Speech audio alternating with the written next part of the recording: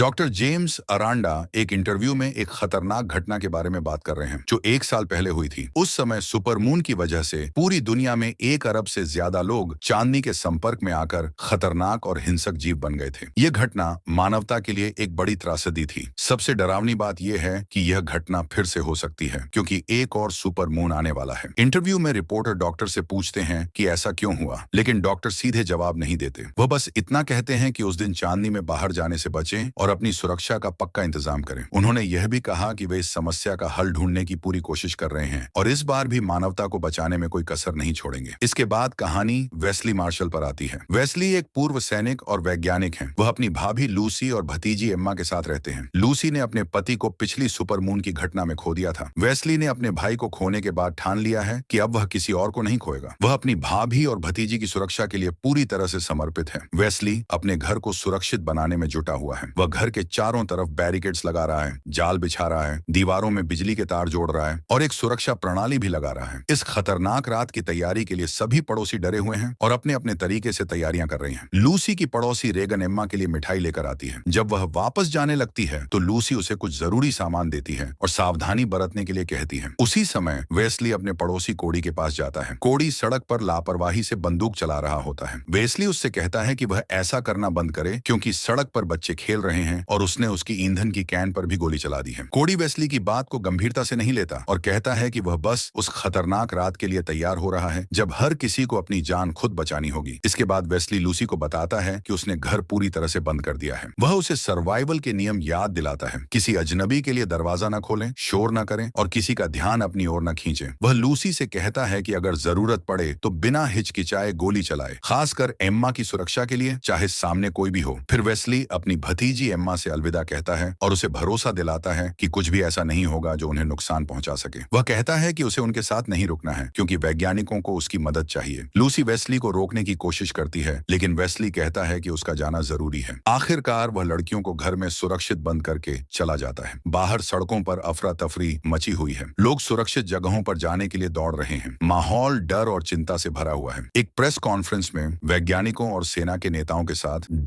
James अपनी team का परिचय कराते हैं। यह टीम उस समस्या का हल ढूंढने के लिए कड़ी मेहनत कर रही है और वेस्ली इस टीम का एक अहम हिस्सा है।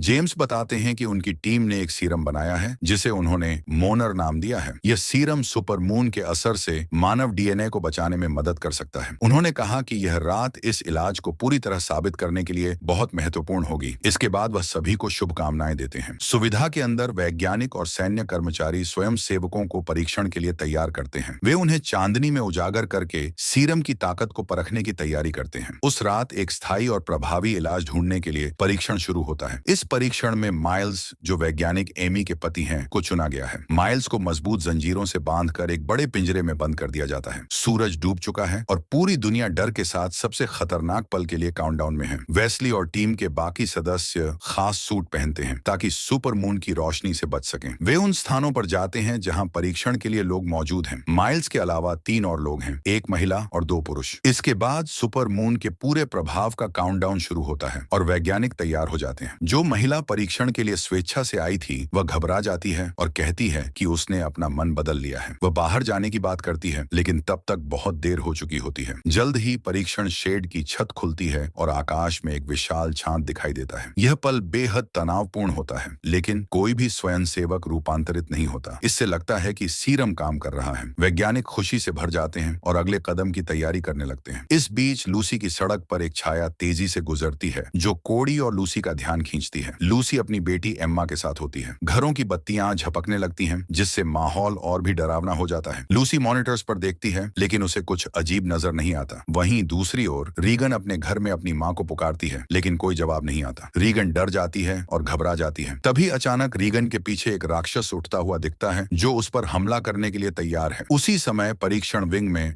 जेम्स उस क्षेत्र में जाते हैं जहां स्वेच्छा से आए लोग मौजूद हैं। वेस्ली उन्हें सीरम दिखाता है जो उत्परिवर्तन के खिलाफ काम कर रहा है। वेस्ली कहता है कि यह उत्परिवर्तन शायद सुपरमून के कारण एक तरह की सोई हुई रक्षा प्रणाली है जो अब सक्रिय हो गई है। जेम्स पूछते हैं कि ऐसा अभी क्यों हो रहा है लेकिन वेस्ली को इसका कारण पता नहीं है। अचानक माइल्स कुछ अजीब महसूस करता है और उसका शरीर धीरे धीरे उत्परिवर्तन की स्थिति में आ जाता है। जेम्स तुरंत आदेश देते हैं कि उस पर सीरम छिड़का जाए लेकिन माइल्स, जो अब राक्षस राक्षस में बदल चुका है अपने एक हाथ से मशीन को पकड़ लेता है। उसके हाथ पर बाल उगने लगते हैं और वह मशीन को जोर से फेंक देता है। इसके बाद पूरे क्षेत्र में अफरा तफरी मच जाती है। बाकी 3 स्वेच्छा से आए लोग भी तेजी से रूपांतरित होने लगते हैं। इस बीच सुविधा का सिस्टम खराब होने लगता है। एमी जोर जोर से चिल्लाती है कि जल्दी से छत बंद कर दो, लेकिन बिजली का सिस्टम फेल हो चुका होता है, जिससे यह मुमकिन नहीं हो पाता। इस बीच अराजकता बढ़ती जाती है और स्वेच्छा से आए लोग तेजी से राक्षसों में बदलने लगते हैं। वेस्ली को एहसास होता है कि माइल्स भी पूरी तरह प्रभावित हो चुका है और अब पूरी तरह से उत्परिवर्तित हो रहा है। वह माइल्स पर ट्रैंक्विलाइजर लगाने की कोशिश करता है, लेकिन यह बेअसर रहता है। माइल्स जल्दी ही एक राक्षस में बदल जाता है और एक वैज्ञानिक पर हमला कर देता है। स्थिति और भी खराब हो जाती है। वेस्ली अपने घायल साथी को सुरक्षित स्थान पर ले जाने की कोशिश करता है। इस बीच एक और वैज्ञानिक निराशा में हर दिशा में गोली चलाने लगता है, यह सोचते हुए कि वह राक्षस को मार देगा, लेकिन गलती से वह एक कैद में बंद व्यक्ति को आजाद कर देता है। अब भेड़िए आजाद हो जाते हैं और वे वैज्ञानिकों पर हमला कर उन्हें खत्म कर देते हैं, जिसमें वह वैज्ञानिक भी शामिल होता है जो बंदूक चला रहा था। कुछ वैज्ञानिकों को सैन्यकर्मी सुरक्षित बाहर निकालने की कोशिश करते हैं। वहीं एमी भी बाहर निकलने की कोशिश करती है। रास्ते में वह वेस्ली और उसके घायल साथी से मिलती है। तभी वे एक भयंकर दहाड़ सुनते हैं और दिशा बदलकर एक अन्य कमरे में छिप जाते हैं। राक्षस उन्हें देख लेता है और पकड़ने के लिए उनके पीछे दौड़ता है, लेकिन वे मुश्किल से खुद को एक कमरे में बंद करने में सफल हो जाते हैं। इस बीच लूसी अपने कैमरों पर इन राक्षसों की हरकतें देखकर डर जाती है। कोड़ी बाहर एक पेड़ पर राक्षस को देखता है और अपनी बंदूक से निशाना साध कर गोली चलाने लगता है। दूसरी ओर वेस्ली के घायल साथी और एमी का घायल दोस्त अपनी चोटों को सहन नहीं कर पाते और उनकी मौत हो जाती है। एमी चाहती है कि वे वहीं रुकें और मदद का इंतजार करें, लेकिन वेस्ली कहता है कि कोई मदद नहीं आएगी। वह कहता है कि अगर वे वहीं रुके रहे तो वे मर जाएंगे। एमी उसे याद दिलाती है कि उन दीवारों को छोड़ने का मतलब चांदनी का सामना करना और राक्षसों में बदलना है, लेकिन वेस्ली कहता है कि वे सीरम के फार्मूले का इस्तेमाल कर सकते हैं। कोडी अभी भी बाहर सतर्कता से निशाना साध रहा होता है। तभी अचानक एक फ्रीजर खिड़की से टूटकर उड़ता हुआ आता है और कोडी को दूर फेंक देता है। कोडी चांदनी के संपर्क में आ जाता है और उसका रूपांतरण शुरू हो जाता है। इस बीच वेस्ली और एमी चुपचाप सुविधा के अंदर राक्षसों से बचते हुए एक कमरे में पहुंचते हैं। वहां वे जो कुछ भी कर सकते हैं उसके साथ तैयारी करते हैं, यह जानते हुए कि सीरम का प्रभाव केवल 1 घंटे तक रहता है। वेस्ली एक घड़ी सेट करता है ताकि समय का ध्यान रखा जा सके। वह एमी से कहता है कि अगर उनमें से कोई भी रूपांतरित हो जाए तो दूसरे को अकेले आगे बढ़ना होगा। जब वे बाहर निकलते हैं तो वे माइल्स को पूरी तरह रूपांतरित होता हुआ देखते हैं। वेस्ली उसे गोली मारने की कोशिश करता है, लेकिन एमी उसे रोक लेती है। एमी गैस कंटेनर पर गोली चलाकर माइल्स को चौंका देती है और वे किसी तरह राक्षस से बच निकलते हैं। वेस्ली और एमी एक कार में बैठकर वहां से भाग जाते हैं। वेस्ली का अगला लक्ष्य लूसी के घर पहुंचना है। रास्ते में वह कॉल करता है ताकि यह पता कर सके कि लूसी और एम्मा सुरक्षित हैं या नहीं। लूसी उसे बताती है कि हालात खराब हो रहे हैं और उसने एक भेड़िए को कोडी के घर में घुसते हुए देखा है। तभी लूसी को बाहर से किसी के पुकारने की आवाज आती है। यह रीगन है जो तिरपाल में लिपटी हुई है और अभी तक रूपांतरित नहीं हुई है, मदद के लिए चिल्ला रही है। लूसी जो उसे इतनी असुरक्षित हालत में देखती है, मदद करना चाहती है, लेकिन जानती है कि यह बहुत बड़ा जोखिम होगा। फोन पर वेस्ली जोर से चिल्लाता है और उसे याद दिलाता है कि किसी भी हाल में दरवाजा न खोले। वह उसे सर्वाइवल के नियम याद दिलाने की कोशिश करता है, लेकिन लूसी अपने पड़ोसी को ऐसी हालत में देखकर फैसला करती है कि वह उसकी मदद करेगी। वह कैमरे के साउंड सिस्टम से रीगन से बात करती है और उसे शांत रहने को कहती है। लूसी उसे भरोसा दिलाती है कि वह तुरंत वहां आएगी, लेकिन तब तक बहुत देर हो चुकी होती है। एक राक्षस अचानक रीगन पर कूदता है और उसे खींच कर ले जाता है। इसी बीच वेस्ली और एमी की कार के सामने एक बस आ जाती है। टक्कर टालना असंभव हो जाता है। लूसी वेस्ली से संपर्क करने में नाकाम रहती है और देखती है कि एक भेड़िया रीगन को कितनी बर्बरता से खा रहा है। वह यह दृश्य देखकर आंसुओं में डूब जाती है। राक्षस जोर से दहाड़ता है, जिससे लूसी और उसकी बेटी और ज्यादा डर जाती है। वेस्ली और एमी टक्कर से बच जाते हैं, लेकिन उनकी कार बुरी तरह क्षतिग्रस्त हो जाती है। उन्हें जल्दी से कार से बाहर निकलना पड़ता है क्योंकि कार में आग लग चुकी होती है। कुछ ही देर में एक बड़ा धमाका होने वाला होता है। काफी मुश्किलों के बाद वेस्ली और एमी किसी तरह राक्षस से बचने में सफल होते हैं। वहीं कोडी, जो अब एक राक्षस बन चुका है, रीगन का शव उठाकर लूसी के घर की बिजली वाली तारों से टकराता है ताकि वे खराब हो जाएं। लूसी एम्मा को सुरक्षित जगह पर रहने के लिए कहती है और खुद बाहर जाती है। वह देखती है कि राक्षस कोडी वहीं खड़ा है। लूसी तुरंत पेपर स्प्रे निकालती है और उसके चेहरे पर छिड़क देती है। कोडी दर्द से चिल्लाता है और पीछे हट जाता है। इस बीच वेस्ली और एमी पैदल चलते हुए अपनी मंजिल तक पहुंचने की कोशिश करते हैं। वे राक्षसों का ध्यान खींचे बिना चुपचाप आगे बढ़ते हैं, लेकिन थोड़ी दूरी पर उन्हें भेड़ियों का एक झुंड दिखाई देता है जो एक कार को तोड़फोड़ कर रहे होते हैं। उनके पास कोई और रास्ता नहीं होता, इसलिए वे धीरे धीरे और सावधानी से झुंड के पास से गुजरने की कोशिश करते हैं। वेस्ली और एमी सड़क के दूसरी तरफ मौजूद कारों की तरफ रेंगते हुए बढ़ते हैं, लेकिन अचानक एक राक्षस उनकी गंध सूंघने लगता है और उनकी मौजूदगी का पता लगाता है। अब उनके पास कोई और रास्ता नहीं बचता। वेस्ली एमी को जल्दी से एक कार के नीचे खींचता है, यह उम्मीद करते हुए कि उनकी गंध सड़क पर मौजूद दूसरी गंधों में मिल जाएगी। राक्षस उस जगह पहुंचता है जहां वे छिपे हुए होते हैं। वह कार की खिड़कियां तोड़ने लगता है जैसे कुछ ढूंढ रहा हो। वेस्ली और एमी सहमे हुए चुपचाप कार के नीचे लेटे रहते हैं। तभी राक्षस झुककर हवा को सूंघने लगता है, जिससे उनकी घबराहट और बढ़ जाती है। हालांकि राक्षस को यह समझ नहीं आता कि वेस्ली और एमी कार के नीचे छिपे हुए हैं। भेड़िया कोड़ी, जो अब लूसी के घर के पास है, अपनी आंखों की जलन को पानी डालकर कम करने की कोशिश करता है। जैसे ही उसकी हालत थोड़ी ठीक होती है, वह जोर से डरावनी दहाड़ लगाता है। लूसी, जो यह सोच रही थी कि भेड़िया चला गया है, इस आवाज से और ज्यादा डर जाती है। उधर वेस्ली और एमी कार के नीचे से बाहर निकलते हैं। वे चारों ओर देखते हैं और महसूस करते हैं कि राक्षस वहां से चले गए हैं। लेकिन तभी उनकी घड़ी बीप करने लगती है, जो यह बताती है कि 1 घंटा पूरा हो गया है और सीरम का असर खत्म होने वाला है। घड़ी की आवाज सुनकर राक्षसों को उनकी मौजूदगी का पता चल जाता है। अब उनके पास और कोई विकल्प नहीं होता। वेस्ली और एमी अपनी जान बचाने के लिए दौड़ने लगते हैं। वे रास्ते में एक सुपरमार्केट का गेट देखते हैं जो बंद हो रहा होता है। वे तेजी से दौड़ते हैं और अंदर घुसने में कामयाब होते हैं। अंदर वे एक लड़के को देखते हैं जो गेट बंद कर रहा था। लड़का उन्हें जल्दी से अंदर जाने को कहता है। सुपरमार्केट के अंदर वेस्ली और एमी ये देखकर हैरान हो जाते हैं कि वहां पहले से कुछ लोग छिपे हुए हैं। तभी उनमें से कुछ लोग एमी को रोक लेते हैं और ब्लेड निकालकर उसे धमकाने लगते हैं। वे समझाने की कोशिश करते हैं कि वे वैज्ञानिक हैं और एक इलाज पर काम कर रहे हैं, लेकिन एक मास्क पहने आदमी कहता है कि कोई इलाज नहीं हो सकता और पूछता है कि उन्हें बाहर के राक्षसों के बीच फेंकने का क्या कारण हो सकता है। वेस्ली उसे समझाता है कि वह सिर्फ अपने परिवार तक पहुंचना चाहता है और इसके लिए उसे इमारत के नीचे बनी सुरंग का इस्तेमाल करना होगा। आदमी थोड़ी देर सोचता है और फिर कहता है कि वह उन्हें सुरंग के दरवाजे तक ले जाएगा, लेकिन इसके बाद उन्हें अकेले जाना होगा। दूसरी तरफ लूसी कैमरों में देखती है कि सड़क पर राक्षसों की भीड़ जमा हो रही है। वह समझती है कि वे किसी योजना के तहत इकट्ठा हो रहे हैं। वेस्ली और एमी सुरंग में सावधानी से चलते हुए आगे बढ़ते हैं। जब वे एक बंद गेट तक पहुंचते हैं तो वेस्ली उसे खोलने के लिए गोली चलाने की तैयारी करता है, लेकिन इससे पहले कि वह ऐसा कर सके, एक राक्षस पीछे से आकर उन पर हमला कर देता है। अब उनके पास कोई और विकल्प नहीं है। वे राक्षस से लड़ने की कोशिश करते हैं। राक्षस गेट को तोड़कर उन्हें जमीन पर गिरा देता है। स्थिति बहुत खतरनाक हो जाती है। उनका एकमात्र लक्ष्य अब अपनी जान बचाना है। एमी डर और सदमे से बेहोश हो जाती है। वेस्ली उठने की कोशिश करता है, लेकिन राक्षस उसे फिर से नीचे गिरा देता है। राक्षस उस पर झपटता है, लेकिन वेस्ली जल्दी से एक लोहे की छड़ी पकड़ लेता है और उसे राक्षस के शरीर में घुसा देता है। इससे राक्षस तुरंत मर जाता है। एमी को होश आ जाता है और वह वेस्ली को उठने में मदद करती है। दोनों आगे बढ़ने की कोशिश करते हैं और आखिरकार सड़क तक पहुंचने का रास्ता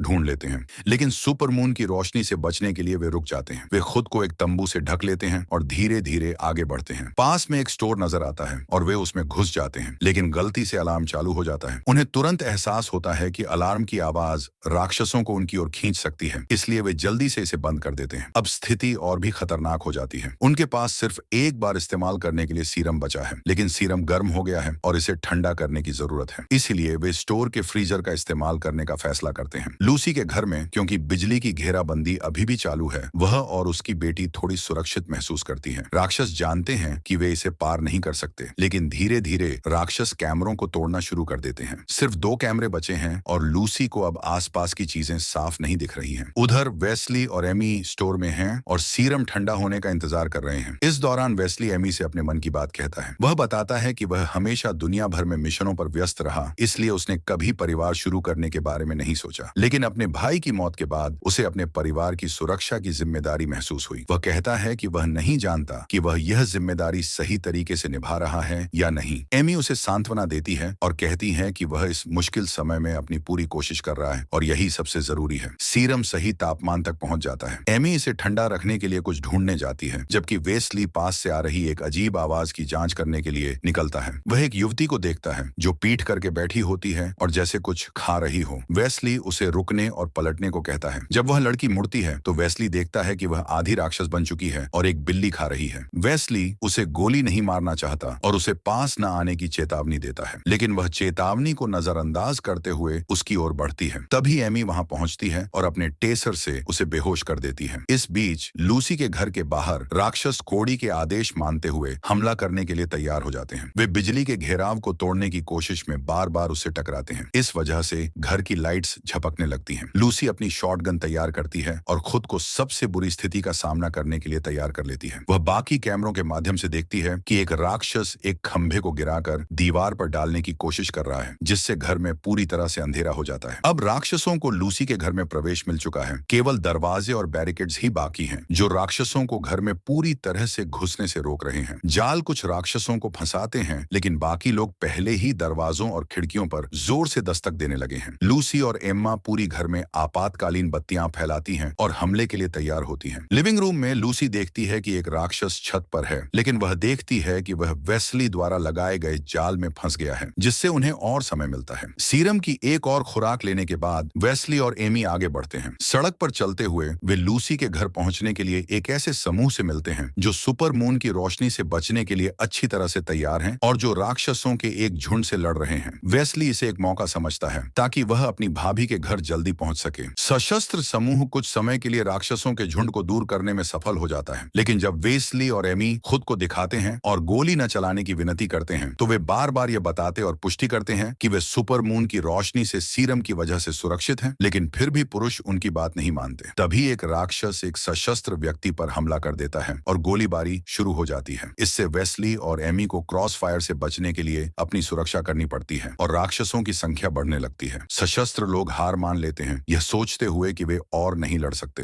राक्षस उन्हें और घेरने लगते हैं। एमी को अपने बचाव के लिए एक तरीका सूझता है। वह कहती है कि उसके पास एक सिद्धांत है जिसे परखा जाना चाहिए। वह वेस्ली को समझा लेती है कि उसे लूसी तक पहुंचने की जरूरत है और वह उससे कहती है कि वह मरने न जाए। एमी राक्षसों का ध्यान आकर्षित करती है और उनमें से एक उसकी ओर भारी कदमों से बढ़ता है। राक्षस उसे सूंघता है, लेकिन तुरंत हमला नहीं करता, बस हल्का सा काटता है। एमी फिर राक्षस के सामने खड़ी हो जाती है और जोर से आवाज करती है, जिससे राक्षस गुस्से में आकर डरावनी आवाज करता है। उसी समय वेस्ली एक कार की छत से शोर मचाता है और एक मशीन गन से राक्षसों पर गोलियां चलाता है, जिससे वे भागने लगते हैं और शरण लेने की कोशिश करते हैं। जब राक्षस भाग जाते हैं, वेस्ली एमी से कहता है कि वह दौड़े और कार में बैठकर भागे, लेकिन इससे पहले कि वह कार में बैठ पाती, एक मजबूत हाथ उसे पकड़कर ऊपर की ओर खींच लेता है। वेस्ली उसे देखता है, लेकिन अब बहुत देर हो चुकी है और दोनों राक्षस और एमी उसकी नजरों से बाहर हो जाते हैं। अब कोई रास्ता नहीं बचा। लूसी तक पहुंचने की जरूरत है, इसलिए वेस्ली तुरंत कार चलाकर निकल पड़ता है। लूसी पहले ही छत से गोलियां चला चुकी है, कुछ राक्षसों को मारते हुए। लूसी ने अब तक छत से कई गोलियां चलाकर कुछ जानवरों को मार दिया था। वे अब भी घर में घुसने की कोशिश कर रहे थे और गोलियां खत्म हो जाने के बाद लूसी और उसकी बेटी मुश्किल में फंस गई थी। छत, दरवाजे और बैरिकेड्स अब काम नहीं कर रहे थे और एक एक करके जानवर घर में घुसने लगे। लूसी और उसकी बेटी छिपने की जगह ढूंढ रही थी। तभी अचानक बाहर एक हॉर्न की आवाज आई। ये वेस्ली था, जो जानवरों का ध्यान खींचने की कोशिश कर रहा था। जानवर फिर सड़क पर इकट्ठा हो गए और वेस्ली उनकी तरफ बढ़ते हुए उन्हें कुचलने की कोशिश करता है, लेकिन आखिरी जानवर, जो कोड़ी था, वाहन की बोनट पर कूद जाता है, जिससे वेस्ली एक घर में दुर्घटनाग्रस्त हो जाता है। जब उन्हें लगता है कि खतरा खत्म हो गया है, तो लूसी और उसकी बेटी एक और जानवर से हैरान हो जाती हैं, जो उनके पास आ रहा था और दीवार को तोड़कर अंदर घुसता है। वे एक और कमरे में दौड़ते हैं और लूसी एम्मा को अलमारी में छिपा देती है। लूसी दरवाजे के पीछे छिपकर उस जानवर का इंतजार करती है। जब वह अंदर आता है तो सीधा एम्मा की ओर बढ़ता है। लड़की उस जानवर पर स्प्रे करती है और लूसी पीछे से उस पर हमला करने की कोशिश करती है, लेकिन उसे फेंक दिया जाता है। अपनी मां को खतरे में देख एम्मा चाकू से उस जानवर पर वार करती है, लेकिन कोई असर नहीं होता और जैसे ही वह हमला करने वाला था, लूसी एक कुल्हाड़ी लेकर उस जानवर पर वार करती है। वेस्ली घर के पास आता है और लूसी और एम्मा को पुकारता है और यह देखकर राहत होती है कि वे दोनों जीवित हैं। वेस्ली यह जांचता है कि दोनों घायल नहीं हैं और फिर अगले हमले के लिए तैयार होते हैं, क्योंकि वेयरवुल्फ कोडी अभी भी जीवित है और कार से बाहर निकलने वाला है। गोलियां खत्म हो चुकी हैं और बाहर के जानवर से लड़ने का कोई तरीका नहीं है। वेस्ली के पास एक आखिरी निराशाजनक विचार आता है। वह दोनों से अलविदा लेता है, एम्मा को हमेशा मजबूत और बहादुर रहने के लिए कहता है, फिर लूसी को एक घड़ी देता है जो 15 मिनट के लिए सेट की जाती है, यानी सूर्योदय तक का समय। फिर वह बाहर जाता है और चूंकि अब सीरम का असर खत्म हो चुका है, वह भी एक वेयरवुल्फ में बदल जाता है ताकि कोड़ी से बराबरी पर लड़ा जा सके। दोनों जानवरों के बीच भयंकर लड़ाई शुरू होती है, लेकिन जल्द ही वेस्ली को बढ़त मिल जाती है और वह अपने दुश्मन को हरा देता है, यह जानते हुए कि अब वेस्ली भी एक राक्षस बन चुका है। लूसी जल्दी से एम्मा को सुरक्षित जगह पर छिपाती है। फिर वह सुनती है कि वेस्ली के वेयरवुल्फ के भारी कदम पास आ रहे हैं। जब लूसी को फर्श पर एक आखिरी शॉटगन शेल मिलती है, तो वह अपने हथियार को लोड करती है और इससे पहले कि जानवर अंदर आ सके, वह वेस्ली से प्रार्थना करती है कि वह अंदर किसी तरह की मानवता महसूस करे, लेकिन वह अंदर आता है और पास आता है। लूसी वेस्ली की यादों को वापस लाने के लिए एक पारिवारिक फोटो उठाती है। जानवर हमला नहीं करता, लेकिन जल्द ही वह उठता है और जोर से गर्जना करता है, जिससे लूसी गिर जाती है। वह शूट करने की तैयारी करती है, तभी उसकी घड़ी बीत करने लगती है, जो बताती है कि सूरज उग चुका है। फिर एक आखिरी कोशिश में वह खिड़की पर गोली मार देती है ताकि सूरज की रोशनी अंदर आ सके। बाहर सूरज तेजी से चमकता है और वेस्ली किसी भी खतरे से पहले सामान्य होने में सफल हो जाता है। और इसी को दिखाते हुए यह कहानी यहाँ खत्म हो जाती है।